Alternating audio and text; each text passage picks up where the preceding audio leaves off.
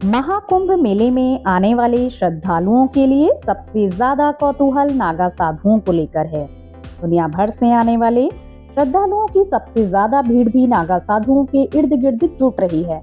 आखिर महाकुंभ और कुंभ जैसे आयोजन में ही नागा साधु क्यों दिखाई पड़ते हैं? बाकी समय ये कहाँ रहते हैं? अपने जीवन यापन के लिए क्या करते हैं? आपके मन में अक्सर यह सवाल भी उठता है कि कुंभ के बाद हजारों लाखों की संख्या में आए नागा साधु कहाँ गायब हो जाते हैं।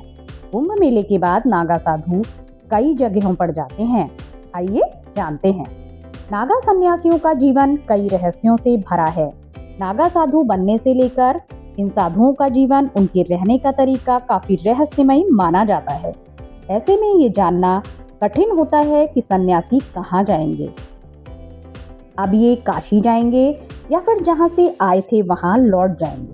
ये सवाल सबके लिए जिज्ञासा का विषय रहता है। ऐसा माना जाता है कि नागा साधु कुंभ मेले में गंगा स्नान करने आते हैं और फिर मेला खत्म हो जाने के बाद हिमालय की पहाड़ियों और जंगलों में वास करते हैं।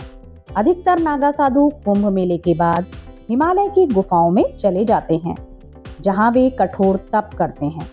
नागा साधु बस फल और पानी पर ही जीवन व्यतीत करते हैं।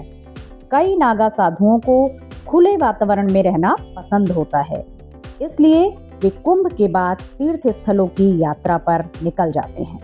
हालांकि अब कुछ नागा साधु अपने अखाड़ों के प्रशिक्षण केंद्रों में भी अपना समय देते हैं। साधना के दौरान धुनी के सामने वह दिगंबर रूप में ही रहते हैं।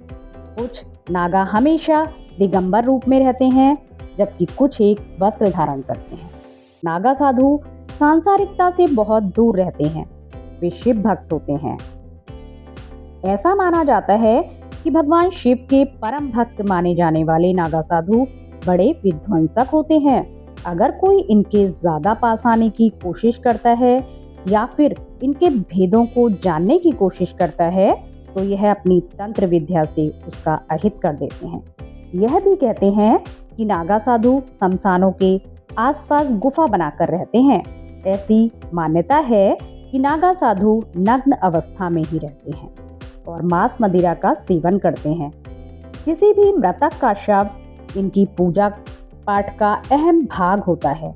नागा बनने के लिए वैसे तो कोई शैक्षिक या उम्र की बाध्यता नहीं है।